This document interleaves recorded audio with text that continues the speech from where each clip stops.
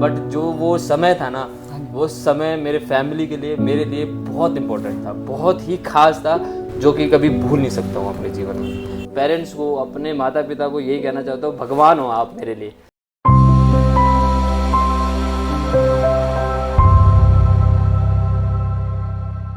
नमस्कार साथियों, कैसे आप लोग। उम्मीद करते हैं कि आप सब लोग बहुत अच्छे होंगे।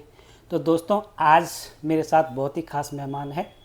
मेहमान खास इसलिए है कि जिस परिपाटी से वो आते हैं और एक छोटे से गांव से और स्टेट लेवल और नेशनल लेवल तक पहुंचना बहुत बड़ी बात होती है।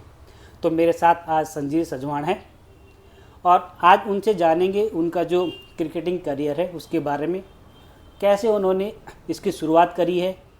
तो संजीत, आपका बहुत बहुत स्वागत है मेरे चैनल बुरांस में। सबसे पहले आपको प्रणाम, और बुरांस चैनल को भी मैं बहुत बहुत धन्यवाद करना चाहता हूँ, और आपको भी धन्यवाद करना चाहता हूँ कि आपने मुझे ये सौभाग्य प्राप्त किया।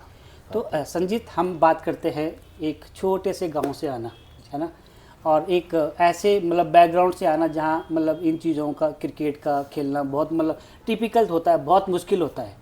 तो आप उसके बारे में कैसे आपने ये मतलब अगर जैसे क्रिकेट खेलना शुरू कर, तो किसको देख के आपने आगे बढ़े? जिस गांव से और जिस एरिया से हम लोग आते हैं, जौनपुर एरिया से, वहाँ पे अक्सर अपने माँ बाप, हम सब के माँ बाप यही चाहते हैं कि हमारा बच्चा कोई सरकारी नौकरी में या गवर्नमेंट सर्वेंट, ऐसे फौज, इन चीज़ों में जाए। तो मैं सबसे पहले अपने पिता का बहुत बड़ा आभारी हूँ, जिन्होंने मेरे को इतना सपोर्ट किया है जीवन में। तो उनकी एक अलग ही सोच थी, कि बच्चे को क्या करना है, किस में रुचि है, उसको उसमें ही अच्छा डेवलप करना है, अच्छा आगे बढ़ाना है। तो मेरा हमेशा इसी ये रहा था कि मैं क्रिकेट खेलता था, अपने सीनियर्स को देखता था। गांव में हमारे काफ़ी अच्छे लड़के होते थे, खेलते थे, हम खेत खलिहानों में अच्छे मैचेस खेलते थे। तो उनको देख के थोड़ा जोश बढ़ा, और फिर मसूरी में एक समय पे हम लोग एक टूर्नामेंट खेले, और जिस टूर्नामेंट में मेरे पिताजी आए हुए थे, मुझे देख रहे थे। तो उस टूर्नामेंट में मैं सर्वाधिक अच्छे बल्लेबाज के तौर पे चुना गया था। तो वहाँ से एक रुचि मेरे पिता को दिखी मेरे अंदर, और जोश दिखा कि हाँ, ये आगे चल के अपने देश को, प्रदेश को रिप्रेजेंट कर सकता है।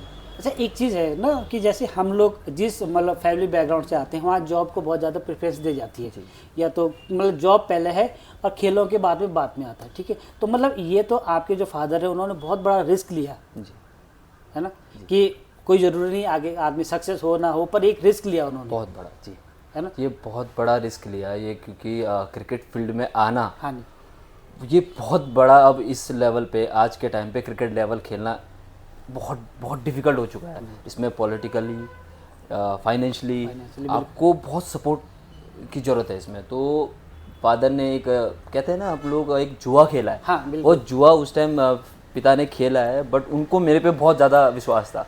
एक विश्वास था, मुझे अपने फादर पे बहुत विश्वास था कि हाँ, मेरे पापा कुछ भी हो, कैसे भी फेस हो, बहुत बड़े बड़े फेसेस देखे हैं मैंने अपनी लाइफ में, बट एक सपोर्ट होता है, जो मॉरल सपोर्ट है, वो मेरे फादर ने मुझे दिया, और आज उसका परिणाम मेरे को मिला है इस चीज़ का। अच्छा संजीत, एक चीज़ है, जैसे हम लोग मतलब पहाड़ी परिपाटी से आते हैं, है ना, और उन चीज़ों को कैरी करना भी थोड़ा सा मुश्किल होता है यहाँ पे।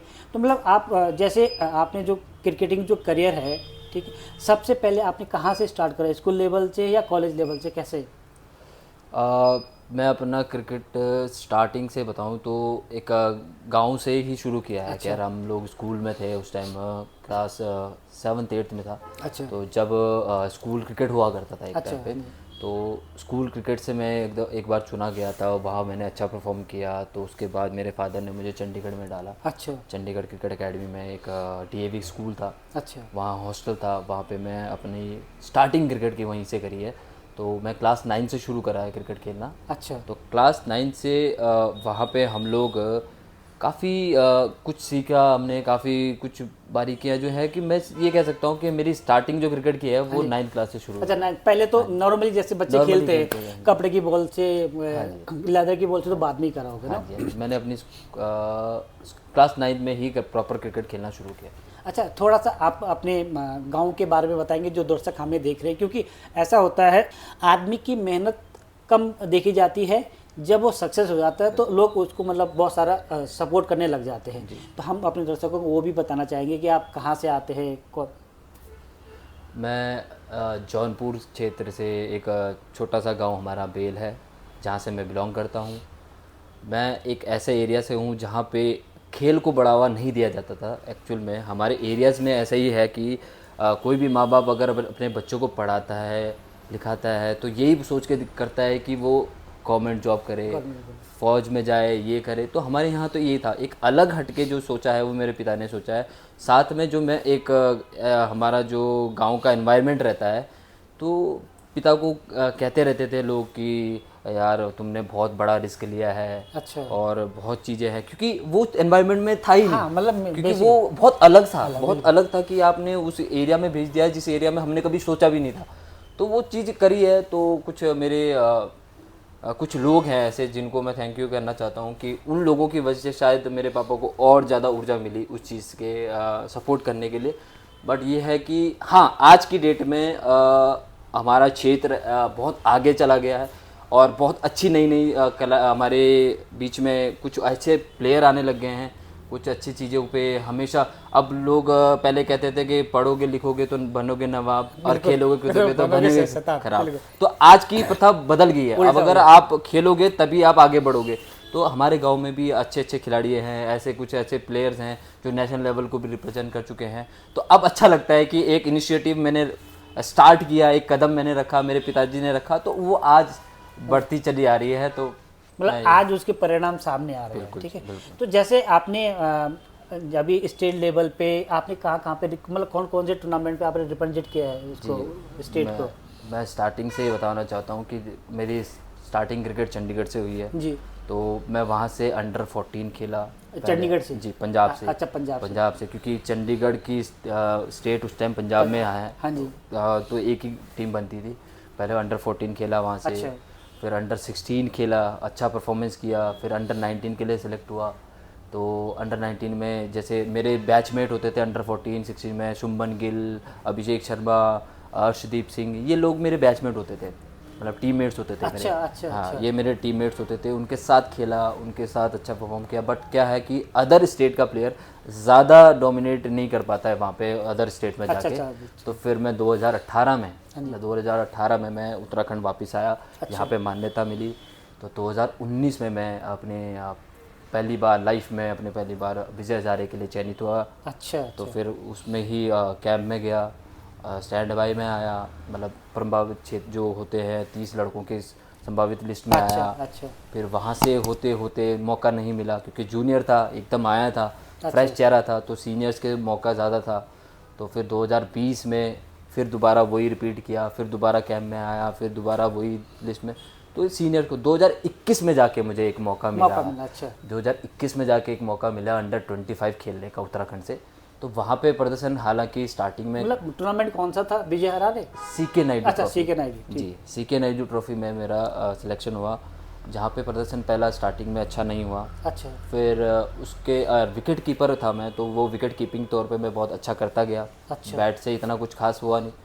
पर 2022 मेरे लिए बहुत चेंजेस लेके आया। अच्छा जी, 2022 मेरा ऐसा साल गया जो मैं कभी जीवन में भूल नहीं सकता हूँ। 2022 में मैं फिर सीके नायडू के लिए सिलेक्ट हुआ। पहले तो वनडे के लिए सिलेक्ट हुआ, वहाँ पे 2 मैच में 90 रन बनाए। तो थोड़ा इंजर्ड हो गया था, तो थोड़ा टीम से बाहर आया। फिर दोबारा कमबैक किया महीने के बाद, तो सीके नायडू ट्रॉफी के लिए सिलेक्ट हुआ। जो सीके नायडू ट्रॉफी है वो 4 दिन का चलता है हमारा टेस्ट मैच। अच्छा। अच्छा। तो उसमें मैंने 5 मैचों में 550-600 रन बनाए। अच्छा। अच्छा। तो वो मेरे साल चेंजेस था। वहाँ से मैं 2023 में रणजी ट्रॉफी के लिए सिलेक्ट हुआ। अच्छा, आपके स्टंप भी मेरे ख्याल से काफ़ी थे, 20 के करीब थे, मैंने देखा था। मतलब वो परफॉर्मेंस मेरा लाइफ चेंजिंग परफॉर्मेंस रहा। वहाँ डोमिनेट करा, काफ़ी आईपीएल प्लेयर्स के साथ खेला, काफ़ी सीनियर प्लेयर्स के साथ खेला। तो उससे थोड़ा सा ये रहा कि जितने भी सिलेक्टर थे, जितने भी कोचेस थे, उनकी नज़रों में मैं काफ़ी अच्छा रहा। तो उन्होंने मेरे को प्रमोट करके फिर रणजी ट्रॉफी में भेजा। और रणजी ट्रॉफी में आज मैं अपने आप को बहुत अच्छा महसूस करता हूँ कि यार हम सारे जो प्लेयर जो बिगनर्स होते हैं, जो स्टार्टिंग क्रिकेट खेलना शुरू करते हैं, वो यही सोचते हैं कि हमारा ड्रीम क्या है, वो ड्रीम है रणजी ट्रॉफी अपने प्रदेश के लिए खेलना, अपने देश के लिए खेलना रणजी ट्रॉफी। क्योंकि एक रणजी ट्रॉफी एक ऐसा लेवल है जहाँ पे आप देश को ही नहीं पूरे प्रदेश और इंटरनेशनल के लिए सिलेक्ट होने के चांसेस होते हैं। अच्छा, एक चीज़ होती है कि जैसे अपने प्रदेश को मतलब रिप्रेजेंट करना कितना गौरवपल क्षण होता है अपने लिए। आपने जैसे आप बता CK नायडू में भी आपने खेला है, तो मतलब क्या अंदर से कैसी फीलिंग होती है कि यार मैं।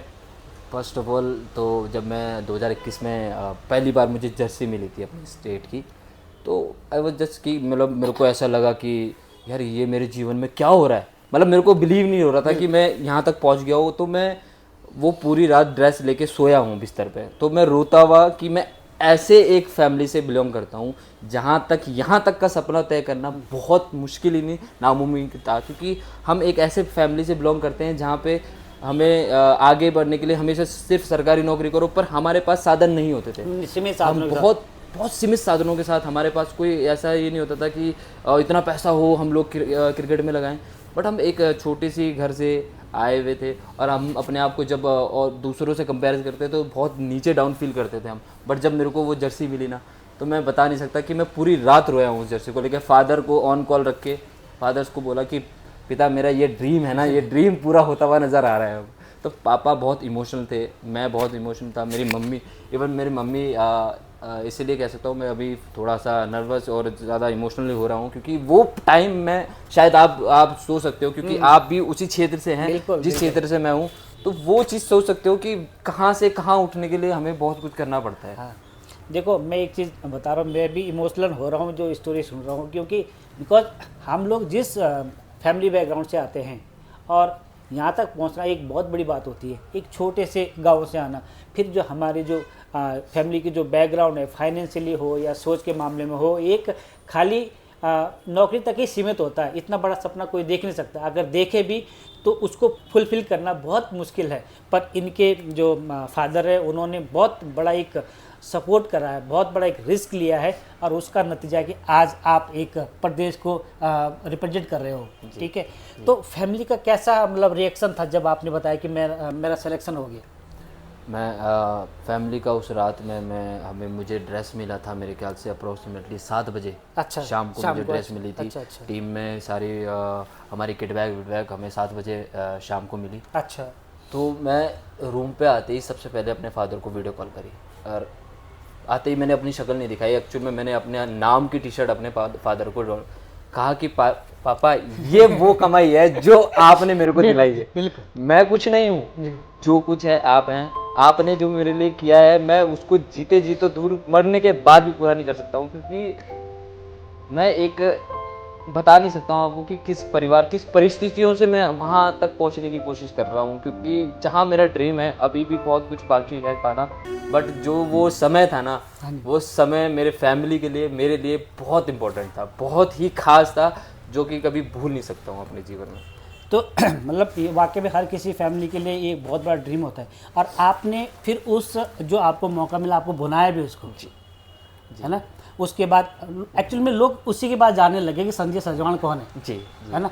उससे पहले तो शायद मतलब जानते होंगे आपके मतलब जो करीबी के लोग हैं वही जानते होंगे। जब लोगों ने देखा है अखबार में संजय सजवाण, हमने भी देखा, बहुत सारे सोशल मीडिया में भी देखा और व्हाट्सएप ग्रुप में भी देखा कि हाँ यार संजय सजवाण भी कोई है।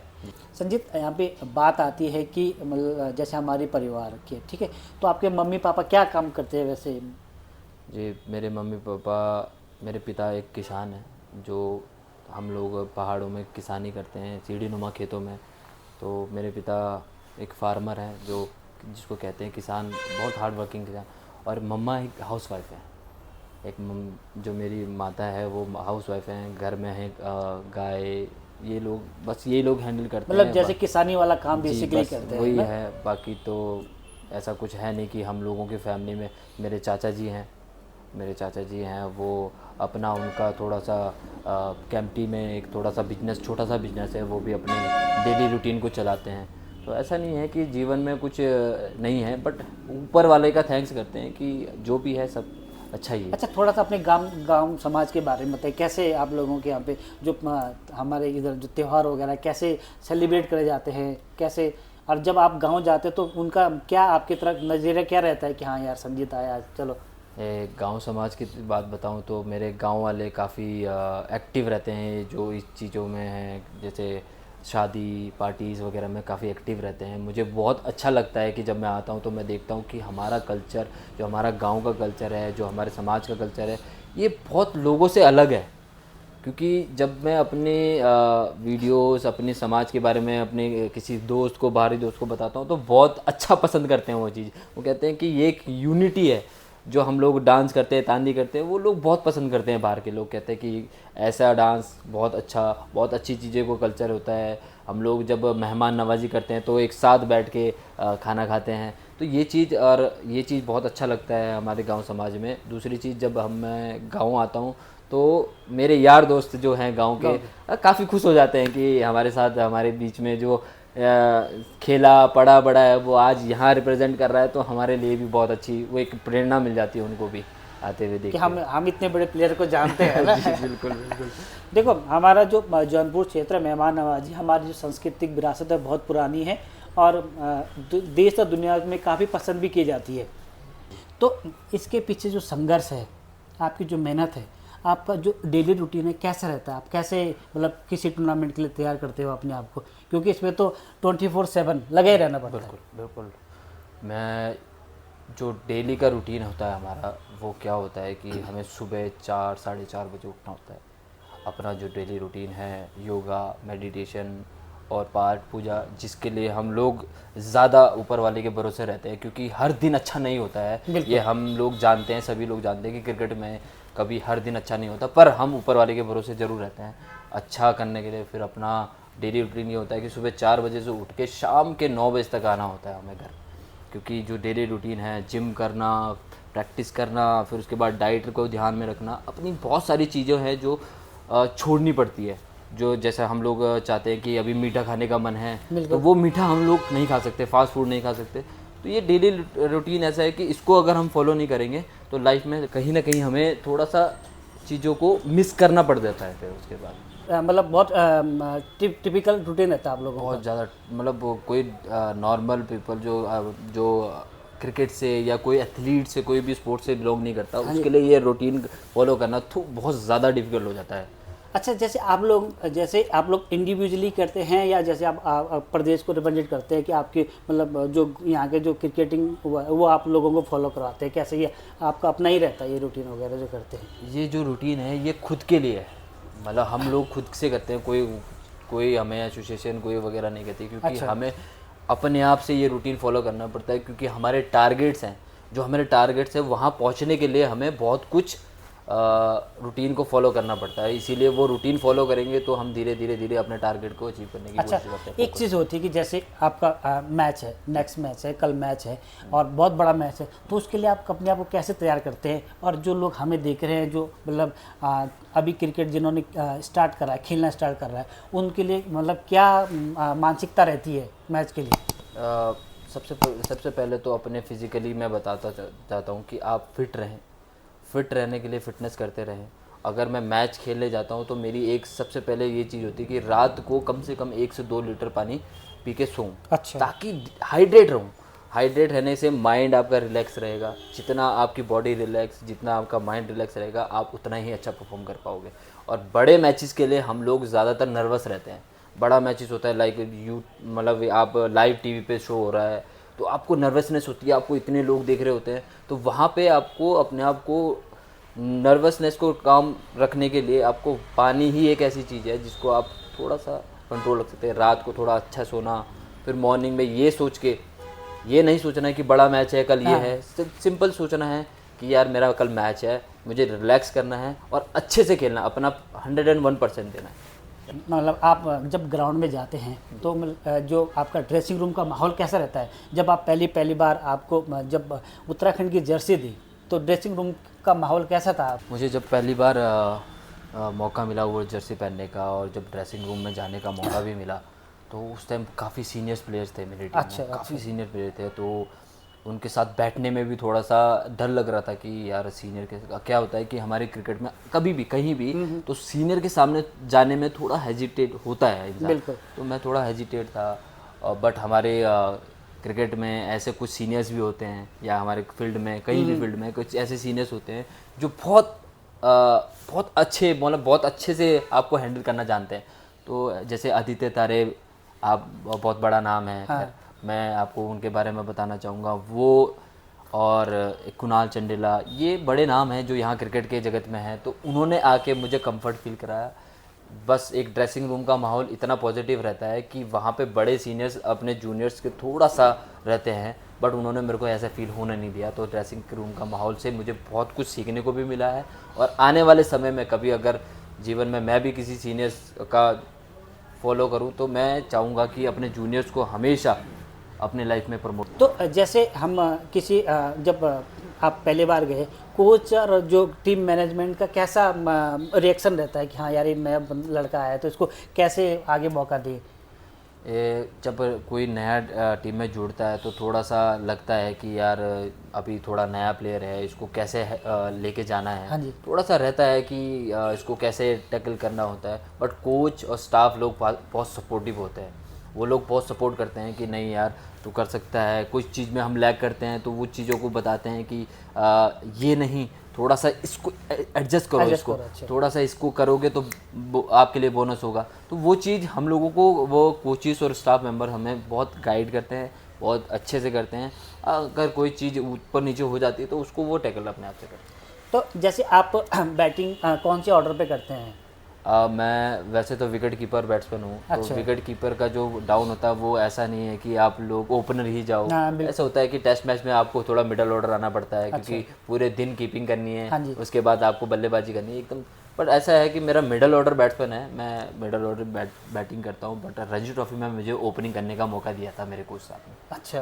तो मतलब ओपनिंग करने से कैसा, मतलब कैसा अंदर से क्या रहता है यार कि मैं अच्छा कर पाऊंगा या नहीं कर पाऊंगा, ये डर रहता है अंदर से? बिल्कुल बिल्कुल, ये जो नर्वसनेस होती है, क्योंकि इतना बड़ा प्लेटफॉर्म होता है, वो इतना बड़ा प्लेटफॉर्म होता है कि आपको सब पूरी दुनिया देख रही होती है। वहाँ पे ओपनिंग करना अपने आप के लिए बहुत बड़ी बात होती है।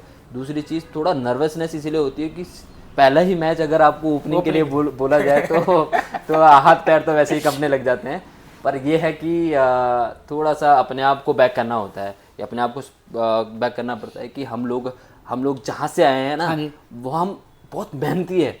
मेहनती नहीं है, ऐसी चीज़ों को पाया नहीं है, हमें कुछ करके पाया है। मतलब हमने छीना है, संघर्ष करके। बिल्कुल छीना है, वो हमने मेहनत से छीना है। तो हम वहाँ पे पीछे नहीं हट सकते। रेस्ट ऑफ पीस हम अपने, कहते हैं ना, हम अपने भगवान पे छोड़ देते हैं। जैसे हमारा कुल देवता है, हम लोग मतलब मोस्टली टाइम हम लोग यही करते हैं कि जब भी विकेट पे जाना होता तो हमारा वही भगवान है, तो उनको पुकारा, चलो जी शुरू हो जाए।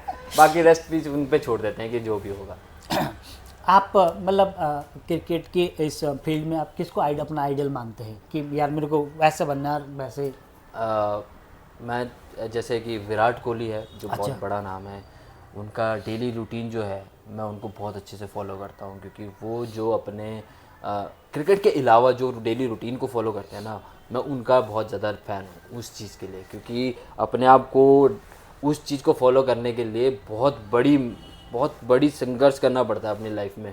और विकेट कीपर में मैं अपने आप का कहना चाहूँगा कि रिद्धिमान शाह जो है, अच्छा, मैं उनका बहुत बड़ा फ़ैन हूँ। क्योंकि मैं जब छोटा था तो हमेशा से यही उनको देख के ही ये सीखता था कि वो कैसे हैं, क्या करते हैं, क्या नहीं करते। तो वो मेरे एक आइडल हैं, जिनको मैं चाहता हूँ कि मैं उनकी तरह एक विकेट कीपर बन सकूँ। अभी आपने बड़े नामों किसके साथ मैच खेले हैं? जैसे अपोजिट साइड में भी हो या टीम में, कौन कौन से ऐसे नाम है जिनके साथ आपने खेला है? मतलब जो अभी कोई इसमें से ऐसा है जो इंडिया की टीम में है? बिल्कुल बिल्कुल, मैं ऐसे प्लेयर्स का नाम बताऊँ जिनके साथ मैं खेला भी हूँ, और अपोजिट तो बहुत सारे प्लेयर हैं जिनके मैं नाम भी शायद मिस कर रहा हूँ, बट जिनके साथ मैं खेला हूँ मैं वो बता सकता हूँ। जैसे अभिषेक शर्मा है, हाल ही में हमारा टीममेट्स रह चुका है, बहुत अच्छा बॉन्ड है आज भी। अर्शदीप सिंह है, अर्शदीप सिंह मेरा एक बहुत ही अच्छा मेट रह चुका है, वो आज भी हमारे कांटेक्ट में है। शुभमन गिल है, ये हम एक साथ में ही एक टीम से रिप्रेजेंट करते थे पंजाब को। ट्रेनिंग भी साथ में लिया आप लोग? हम लोग अब जब अंडर 16 थे, हाँ जी, पंजाब से खेलते थे, तो हम एक ही टीममेट थे और एक ही टीम में खेलते थे। अभिषेक शर्मा, शुभमन गिल, अर्शदीप सिंह, ये लोग मेरे टीममेट्स थे। अच्छा, तीनों आज भारत को रिप्रेजेंट कर रहे हैं। कई ऐसे भी हैं जो खेल चुके हैं, मयंक मार्कंडे है, ये हमारे सीनियर होते थे। काफ़ी अपोजिट में मैं काफ़ी लोगों से खेल चुका हूँ। जैसे अभी बताया आपको रणजी ट्रॉफी में मैं आदित्य तारे भैया से, स्वप्निल सिंह से, ये लोग ऐसे बड़े बड़े नाम हैं जो आईपीएल को रिप्रेजेंट कर चुके हैं। स्वप्निल सिंह एक लेफ्ट आर्म स्पिनर जो आरसीबी से खेलते हैं, उनके साथ अपने ड्रेसिंग रूम शेयर करा है। आदित्य तारे भैया से शेयर करा है। ये बहुत बड़े नाम, आकाश मधवाल है अच्छा, जो अपने उत्तराखंड के हैं। जी। अच्छा, एक चीज़ है, जब ग्राउंड में होती है तो मतलब देखो बाहर जोश बहुत रहता है ऑडियंस में, तो अंदर मतलब अंदर भी वैसे जोश रहता है टीम के अपोजिट इन चीज़ों के लिए, या मतलब कैसे रहता है? जो नए प्लेयर होते हैं थोड़ा सा बहुत ज़्यादा नर्वस रहते हैं, क्योंकि आपको बहुत ज़्यादा ऑडियंस देख रही होती है। हाँ जी। तो उनको कहीं डर रहता है, वो चीज़ का डर रहता है कि लोग हमें क्या कहेंगे क्या नहीं कहेंगे। बट आप जब जैसे जैसे खेलते जाते हो, आपका ध्यान सिर्फ गेम पे फोकस रहता है, बाहर की ऑडियंस पे नहीं रहता। ऑडियंस क्या बोल रही है क्या नहीं बोल रही उससे उसको मैटर नहीं करता। बट आपको अगर ऑडियंस ऊपर उठा रही है, हाँ जी, तो आपका कॉन्फिडेंस 200% ऊपर हो जाता है। अगर आप अच्छा भी नहीं कर रहे हो, अगर आपको ऑडियंस आपको आपके फेवर में है, तो वो चीज़ ऑटोमेटिकली 200% तक चली जाती है। अच्छा संजीत, एक चीज़ आती है, आज आप मतलब अच्छा करियर चल रहा है आपका, ठीक है, और आगे के क्या प्लान्स हैं आपके, मतलब क्या आपका जो नेक्स्ट टारगेट है वो क्या है? अभी नेक्स्ट टारगेट ये है कि मैं अपना रणजी ट्रॉफी में कंटिन्यूस खेलता रहूं और मेक श्योर करूं कि आने वाले समय में आईपीएल का टारगेट, अभी तो बहुत क्लोज कहना चाहूँगा कि जो मेरा टारगेट बड़ा होता है, ऑब्वियसली बात है, जो भी क्रिकेट खेलता है तो उसका टारगेट यही रहता है कि इंडिया के लिए खेलना है। तो इंडिया के लिए तभी खेलेंगे जब प्रोसेस पे जाएंगे। आप एकदम छत पे नहीं चढ़ सकते, कहते हैं ना हम छत पे जाना है, तो छत पे जाने के लिए आपको सीढ़ी से जाना ही पड़ेगा, आपको सीढ़ी चढ़ना पड़ेगा। तो वो सीढ़ी ये है कि अभी मुझे रणजी ट्रॉफी में अच्छा परफॉर्म करना है, फिर उसके बाद रेस्ट ऑफ इंडिया में परफॉर्म करना है, तब जाके आईपीएल और इंडिया मुझे मिल सकती है। तो ये टारगेट ये मेरे अभी यही है कि प्रोसेस पे फॉलो करते रहो, बाकी छोड़ दो अपनी मेहनत पे। अच्छा, दूसरा एक चीज़ है, मतलब आपका जो करियर है, आपने मतलब अपनी सोशल लाइफ वगैरह सारी बिल्कुल भूल रखी है ना? मतलब बहुत कम। तो इन चीज़ों को, जैसे आज बहुत सारे लोग आज सोशल मीडिया वगैरह में एक्टिव होते हैं, क्या जो इन चीज़ों पे एक्टिव होने से क्या आपके करियर पे भी फ़र्क पड़ता है इनमें, क्रिकेटिंग वगैरह में, कि ज़्यादा सोशली इन्वॉल्व होना, सोशल मीडिया में ज़्यादा इन्वॉल्व होना? जी बिल्कुल पड़ता है, क्योंकि सोशली अगर आप फ़ोन में जितना टाइम आपका रेस्ट का है, आप उतना टाइम अगर फ़ोन में या किसी और चीज़ में वेस्ट करोगे तो वो आपके लिए ही हार्म है, हमारे लिए, हमारे आइज़ के लिए हार्म है। अगर हम उस पीरियड में अगर हम लोग कुछ बुक्स अच्छी पढ़ें, लाइक हमें कुछ नॉलेजेबल बुक्स पढ़ें और थोड़ा रेस्ट करें, बॉडी को थोड़ा सा तनाव से दूर रखें। सोशली मैं कहता हूँ कि सोशली इतना हमारा कांटेक्ट रहता नहीं है, क्योंकि टाइम का इशू बहुत रहता है। अगर हम सोशली रहेंगे तो अपने प्रोफेशनल लाइफ को बहुत दूर चले जाएंगे। और अगर हम सोशल मीडिया की बात करें, हाँ थोड़ा प्लेयर्स के लिए आज के टाइम में ऐसा हो गया, सोशल मीडिया में थोड़ा सा एक्टिव रहना इसलिए हो गया क्योंकि आप टाइम लाइट में रहते हो, हाईलाइट में रहते हो कि हाँ ये प्लेयर है, तो थोड़ा सा अपने आप को ऐसा मैनेज रखो कि आप उस तरफ ज़्यादा ना जाके अपने प्रोफेशनल लाइफ को ज़्यादा से ज़्यादा फॉलो करें। और मेरा आने वाले जो जितने भी लोग हैं, जितने भी हम लोगों को देख रहे हैं, मैं उतने उनसे यही कहूँगा कि आप सोशली ज़्यादा ना करके आप अपने प्रोफेशनल लाइफ कोई भी हो उस पर ज़्यादा फॉलो करें। अच्छा संजीत, हम बात तो कर ली हमने, जैसे आपके करियर के बारे में बात कर ली हमने, सक्सेस के बारे में बात कर ली। अगर आपको मतलब इसमें सफलता ना मिलती तो संजीत क्या करता, क्या प्लान था आपका? ऐसा सोचा था, एक बारी में मन आ गया था कि मैं आपको शायद अभी मैं नहीं बता पाया हूँ कि मैं किस किस परिस्थितियों से गुजरा हूँ, मेरे पिता किस किस चीज़ों से गुजरे हैं। वो चीज़ जो टाइम पीरियड था, जिस टाइम पीरियड में हम लोग ऐसा हो गया था कि नहीं यार अब बस हो गया, अच्छा अब बस की नहीं है, अब क्या करना है। तो उस टाइम एक टाइम पे अभी मैं आपको यही बताऊंगा कि मैं उस टाइम क्या क्या करने लग गया था, जिसकी वजह से हमको बहुत फाइनेंशियली दिक्कत आ गई थी, बहुत सारी चीज़ें हुई थी। बट एक प्लान था कि अगर मैं क्रिकेट में नहीं सक्सेस हो पाता हूँ तो एक कोचिंग लाइन पे ज़रूर जाऊँगा, क्योंकि एक जो नॉलेज मैंने गेन किया है वो अपने जूनियर्स को ज़रूर दूँ अपना नॉलेज। अच्छा, हमने अभी फाइनेंस की बात करी आपने, है ना, तो इस पर बहुत ज़्यादा खर्चा आता है जी, मतलब करियर, मतलब कोचिंग का है और मैचेस खेलने के लिए ट्रेवल करने का, ठीक है। तो उन चीज़ों के लिए कभी मतलब आपको लगा यार कि मतलब मैंने कहा मैं बहुत गलत फील्ड में आ गया, क्या लगा कभी ऐसा? कि बिल्कुल लगा है, क्योंकि जिस तरीके के हम एरिया से बिलोंग करते हैं उस तरीके से हमारे पास साधन कम होते हैं। मतलब हम लोग फाइनेंशियली हर कोई वीक ही रहता है, क्योंकि पहाड़ों में क्या खेती होती है ये आप जान सकते हो कि सीढ़ी नुमा खेती में से आपका गुजारा नहीं हो सकता है। फादर साहब कितना ही कमा लेंगे, जितना कमाते थे वो परिवार के लिए भी है, बट क्या है कि एक समय पे ऐसा हो गया था कि यार क्रिकेट ना हमारे लिए बनी ही नहीं है, क्योंकि एक बैट खरीदने के लिए भी मुझे 10,000 रुपये का अरेंजमेंट करना पड़ता था उस टाइम। 10,000 रुपये, आज की डेट में आप बैट 50,000 से शुरू होकर आप लाखों तक का खरीद सकते हो, बट आपकी हैसियत कितनी है वो डिपेंड करता है। कि मेरे को लगता था कि मैं बहुत वीक फैमिली से हूँ, तो मेरे को काफ़ी चीज़ें, बहुत चीज़ें ऐसे लगा कि मुझे नहीं हो पाएगा ये, तो बैक होने की कोशिश करी थी, बट फादर एक ऐसे हैं जिन्होंने बोला नहीं तू नहीं करना है, तू कर, मैं तेरे साथ हूँ, वो चीज़ छोड़ दे। तो वो चीज़ें मैंने काफ़ी ऐसी है कि बहुत बिलो एवरेज की यार अब कर सकता हूँ, तो अगर फादर पीछे है ना तो मैं सब कुछ हासिल कर सकता हूँ। तो ये चीज़ है। ये तो मतलब बहुत बड़ी बात होती है कि पीछे से सपोर्ट होना बहुत ज़रूरी है। अच्छा संजय, जैसे हम बात करते हैं, एक सपोर्ट की बात करते हैं, फिर एक अपने ऊपर भी होता है कि यार मैंने करना है, खेलना है जी, है ना। तो उन चीज़ों को आप कैसे देखते हो कि यार चलो सपोर्ट तो है, अब मैं उन चीज़ों को आगे और कैसे बढ़ाना है। आपने सपोज कई बार ऐसा होता है कि यार आज हमारे पास थोड़ा ठीक अच्छा नहीं जा रहा है, तो आप क्या उन चीज़ों से सीखते हो कि यार नहीं मेरे को और मेहनत करनी है? जी बिल्कुल। एक समय की बात बताता हूँ आपको। तो एक समय ऐसा आ गया था कि फादर साहब बहुत फाइनेंशियली वीक हो गए थे, तो ऐसा लग रहा था कि फादर ने एक टाइम पे ऐसे बोल दिया था कि बेटा अब नहीं हो पाएगा, तो तुम्हें करना पड़ेगा जो करना है। अगर क्रिकेट छोड़ना है तो छोड़ दो, अदरवाइज़ पढ़ाई के लाइन में चले जाओ, मैं वो उसमें इन्वेस्ट कर सकता हूँ। तो वो टाइम ऐसा था जब मुझे अपनी लाइफ में एक सिक्योरिटी गार्ड का नौकर, कह सकते हो कि एक सिक्योरिटी गार्ड की जॉब करनी पड़ी। और जिस रूम में मैं, जिस फ्लैट में, जिस घर में मैं रहता था, वहाँ पे एक इकलौती आंटी थी। उनके घर में जाके मैंने खुद इनिशिएट किया कि आंटी मैं आपके घर में काम कर लूँगा, बस आप मेरा रेंट माफ़ कर दीजिएगा। तो मैं उनके लिए खाना बनाना, कपड़े धोना, अपनी क्रिकेट के साथ साथ उनके लिए काम, खाना बनाना, पोछा लगाना। और आपको मैं ये बात बताता हूँ कि 3:30 बजे उठ के, सुबह मॉर्निंग में? जी 3:30 बजे उठ के मैंने न्यूज़पेपर का काम किया है। एक न्यूज़पेपर बॉय 6 महीने तक, और 6 महीने तक एक न्यूज़पेपर का काम करने के बाद फिर एक सिक्योरिटी गार्ड की जॉब करी। क्योंकि क्या होता था कि डेली रूटीन में एक दिन मैच खेलते खेलते मैं गिर गया, क्योंकि 4 दिन से भूखा था। इतनी हालात कंडीशन इतनी बदतर से बदतर हो गई थी कि मैं 4 दिन से सिर्फ पानी के बेस पर रह रहा था।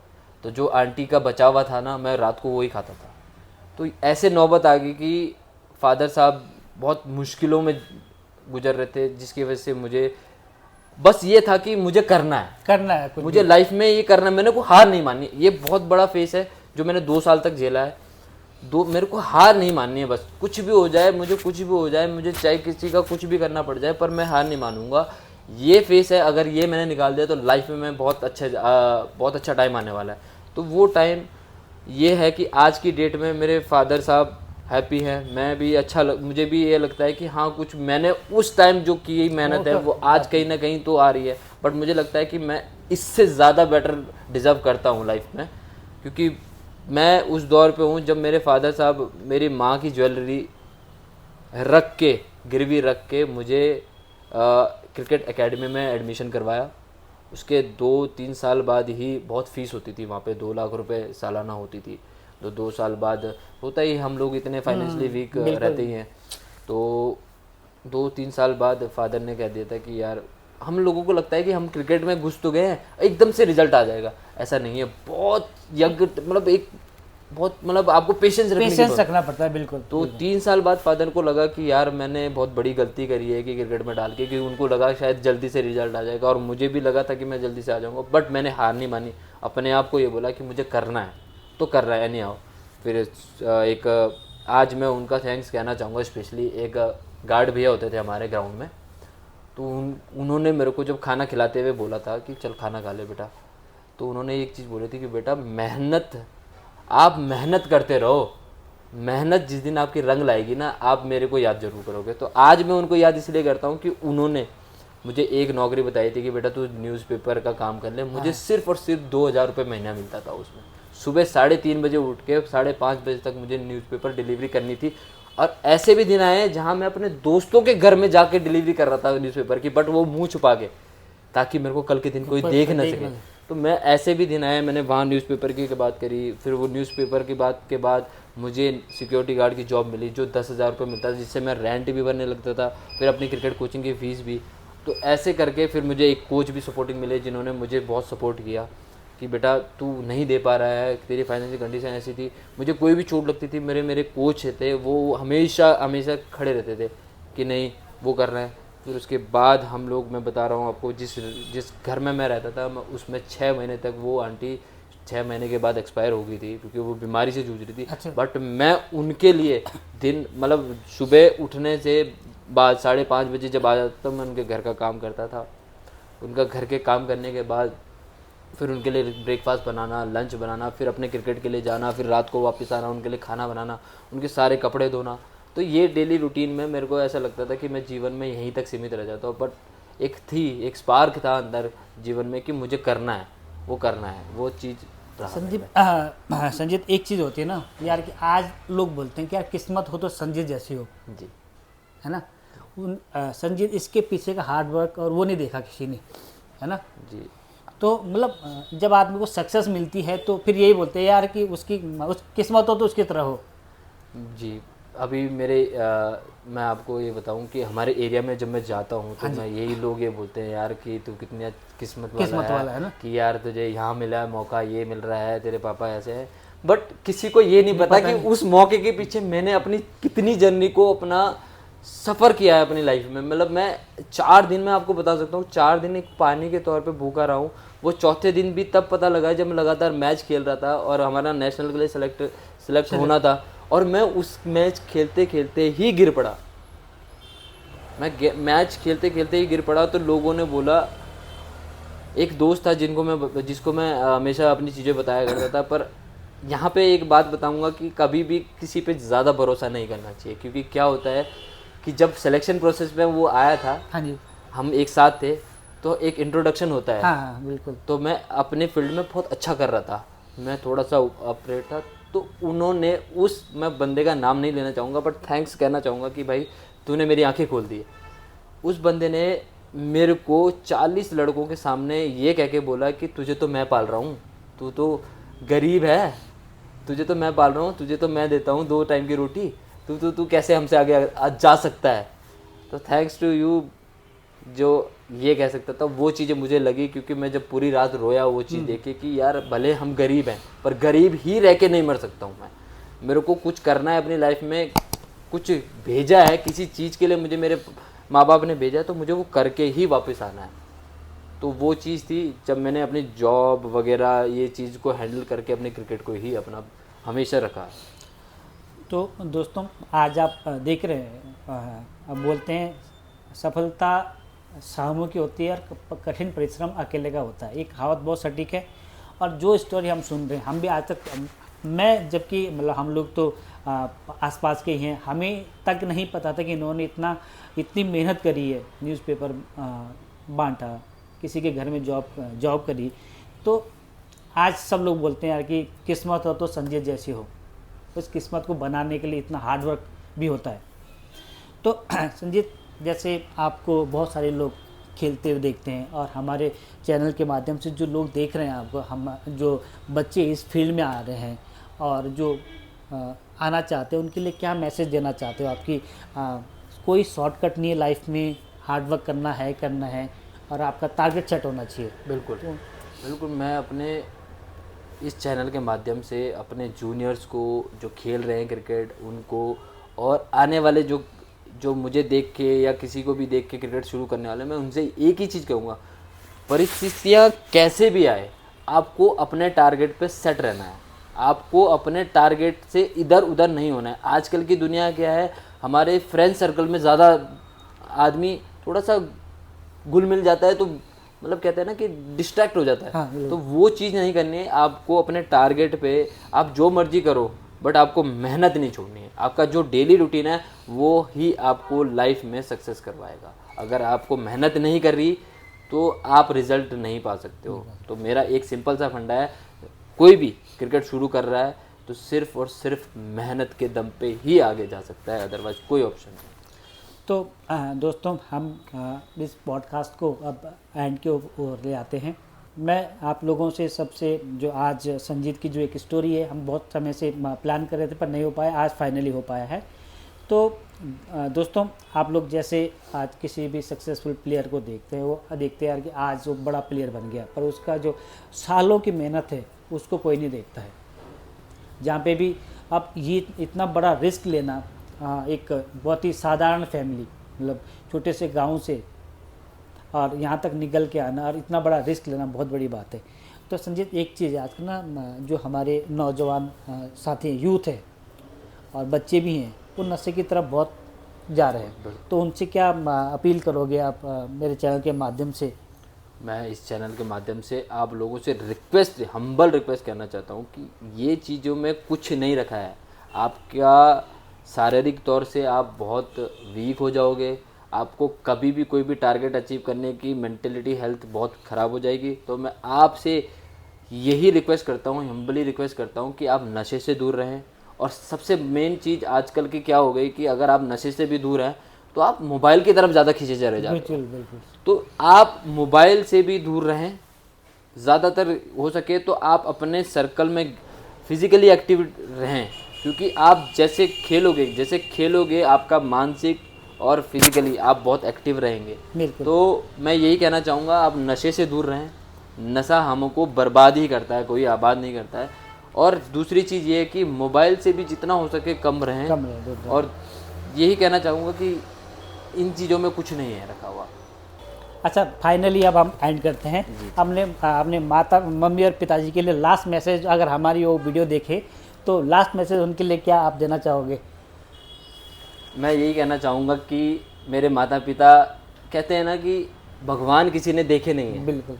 जो मैं कह सकता हूँ मेरे लिए वो है कि मेरे भगवान मेरे घर पे बैठे हैं, मैं उनके चरण छूता हूँ। मेरे माता पिता ने जितना मेरे लिए किया है ना, शायद अगर कोई भी माँ बाप अगर अपने बच्चों के लिए इतना करे ना, तो मैं धन्य हूँ उन माँ बाप का कि जो अपने बच्चों के लिए इतना करे। हालांकि सभी माँ बाप ऐसे करते हैं, परंतु आजकल बच्चे क्या हैं कि थोड़ा डिस्ट्रैक्ट हो जाते हैं अपनी संगति के साथ। पर मैं अपने पेरेंट्स को, अपने माता पिता को यही कहना चाहता हूँ, भगवान हो आप मेरे लिए।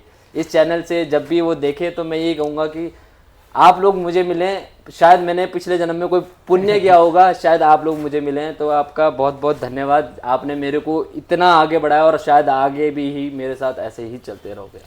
तो दोस्तों ये बात मैं इसलिए बोल रहा हूँ कि आजकल बहुत सारे जो पेरेंट्स हैं वो बच्चों को एजुकेशन एजुकेशन एजुकेशन एजुकेशन पे ही ज़्यादा फोकस कराते हैं। उनके अपने जो उनके अंदर क्या टैलेंट है, क्या टैलेंट छिपा हुआ है, क्या वो कर सकते हैं, इन चीज़ों को आज के पेरेंट्स नहीं एनालाइज करते। हम भी लोग हैं, पर इनकी काबिलियत और इनकी जो क्षमता थी उनको उन्होंने पहचाना और उनको इस फील्ड में आगे बढ़ाया। तो दोस्तों आज की ये बहुत ही प्रेरणादायी स्टोरी है हमारी। आई होप आप लोगों को अच्छी लगी होगी, और अगर अच्छी लगे तो लाइक शेयर सब्सक्राइब करना ना भूलें। तो संजीत आपका बहुत बहुत धन्यवाद समय देने के लिए। धन्यवाद जी, नमस्कार।